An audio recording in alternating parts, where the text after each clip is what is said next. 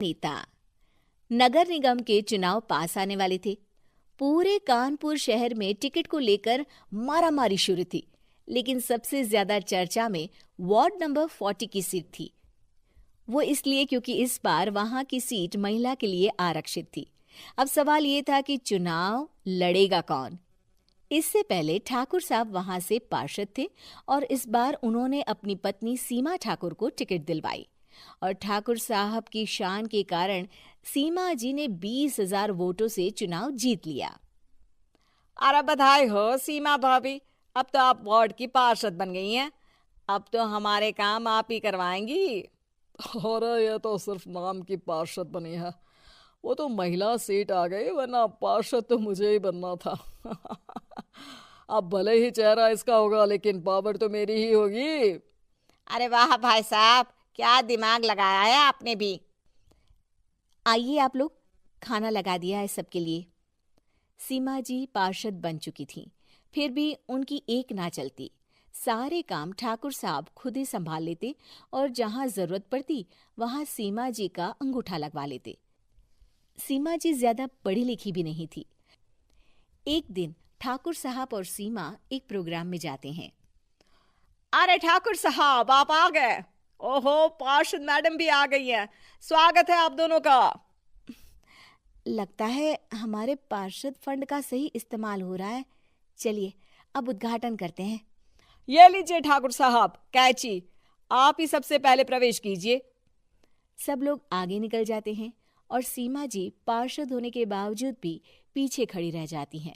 वो देखती हैं कि वेलकम बोर्ड पर उनका नाम है, लेकिन महिला होने के कारण कोई उनका सम्मान नहीं कर रहा। अगले दिन एक आदमी उनके घर आता है। अरे ठाकुर साहब नमस्कार। कल ना हम नोटिस किए कि हमारा घर तो अवैध है और नगर निगम वाले उसे तोड़ने आ रहे हैं। अरे कुछ कीजिए ना ठाकुर साहब। देखो भाई, मैं तो ज्यादा कुछ कर नहीं सकता, पर अगर तुम सबकी जेब गर्म कर दो तो कुछ हो सकता है। कुल मिलाकर 4 लाख लगेंगे। अरे 4 लाख ठाकुर साहब? अरे भाई, मैं अपने लिए नहीं मांग रहा हूँ। दरोगा है, इंजीनियर बाबू है, बड़े साहब है, सबको देना पड़ता है ना थोड़ा थोड़ा। बोलो है मंजूर? तभी वहां अचानक सीमा जी आ जाती हैं। अरे ये आप क्या कर रहे हैं? पहले इन्हीं लोगों से तो आपने वोट मांगे, अब इनसे ही पैसे ले रहे हो। अरे चुप रहो तुम। तुम्हारा काम है सिर्फ अंगूठा लगाना, तुम वही किया करो। मुझे दूसरे काम तुम मत सिखाओ, समझी? और तुम ना जाओ, अब पैसे लेकर आओ, वरना जेसीबी किसी भी वक्त आती होगी। सब कुछ ऐसे ही चलते रहता है। एक दिन सीमा जी और ठाकुर साहब को एक लोकल मीटिंग में बुलाया जाता है। वहां पर कई और अधिकारी लोग भी मौजूद रहते हैं। अब मैं चाहूंगा कि ठाकुर साहब हमारे बीच 2 शब्द कहें। मेरे प्यारे भाइयों और बहनों, आज मेरा सौभाग्य है कि मैं आप सबकी सेवा दिन रात कर पा रहा हूं। आपने मेरी पत्नी को भारी मतों से जिताया है, इसलिए मैं आप सभी का शुक्रगुजार हूं। मैं आप सबसे वादा करता हूं कि हमेशा की तरह हमारे वार्ड में किसी को कोई तकलीफ नहीं आने दूंगा। सभी लोग तालियां बजाने लगते हैं। अब मैं माननीय पार्षद मैडम को स्टेज पे बुलाना चाहूंगा। अपने नाम को बुलाया सुनकर सीमा जी एकदम चौंक जाती है। उन्हें बिल्कुल उम्मीद नहीं थी कि इतनी बड़ी जगह उन्हें मंच पर बुलाया जाएगा। जैसे तैसे वो मंच पर चढ़ती हैं।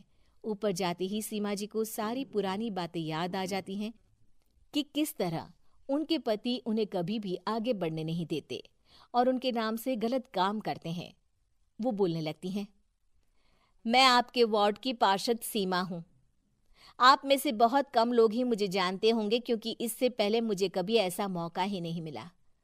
सारे मौके मेरे पार्षद पति यानी आपके ठाकुर साहब ही लेते रहे, लेकिन आज ये मौका मुझे मिला है तो मैं इसे ऐसे ही नहीं जाने दूंगी। मैं आपको ये बताना चाहती हूँ कि आपके ठाकुर साहब मेरे नाम की आड़ में गैर कानूनी काम करते हैं, जिस पर अंगूठों के निशान मेरे होते थे। इसीलिए मैं अपनी गलती मानती हूँ और आज अपने पद से इस्तीफा देती हूँ, ताकि आगे से कोई गलत काम ना हो पाए। अब फैसला आप सबके हाथ में है कि आप हमें क्या सजा देना चाहते हैं। सीमा जी की बातें सुनकर ठाकुर साहब के चेहरे का रंग उड़ जाता है और वो शर्म से मुंह नीचा करके वहां से चले जाते हैं और पद से इस्तीफा देकर ही सही सीमा जी अपने आप में आत्मविश्वास महसूस करती हैं।